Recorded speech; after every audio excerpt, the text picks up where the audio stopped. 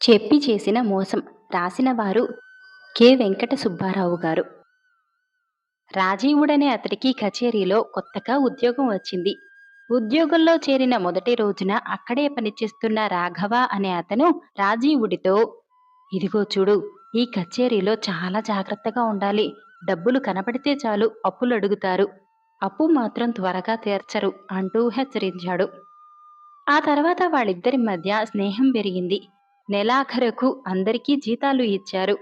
తనను ఎవరన్నా అప్పడిగితే కుదరదని చెబుదామని రాజీవుడు గట్టిగా నిశ్చయించుకున్నాడు. అయితే రోజులు గడిచినా ఎవరూ అతన్ని అప్పడగలేదు. ఒకరోజు రాఘవ, రాజీవుడు బజారుకు సరుకులు కొనటానికి బయలుదేరారు. రాఘవ కావలసిన సరుకులన్నీ తీసుకుని మొత్తం డబ్బు ఎంత ఇవ్వాలో చెప్పమన్నాడు కొట్టువాణ్ణి. కొట్టువాడు చెప్పిన మొత్తానికి అతడి దగ్గర 50 రూపాయలు తక్కువగా ఉన్నాయి. అప్పుడు రాఘవ రాజీవుడితో, తీసుకున్న సరుకులు తిరిగి ఇచ్చేయటం ఎందుకు? ఒక 50 రూపాయలు సర్దు, రేపు కచేరీకి రాగానే ఇస్తాను అన్నాడు. రాజీవుడు సరేనని ఇచ్చాడు. అయితే ఎన్ని రోజులు గడిచినా రాఘవ తను తీసుకున్న డబ్బు తిరిగి ఇవ్వకపోయేసరికి రాజీవుడు దాని సంగతి అడిగాడు.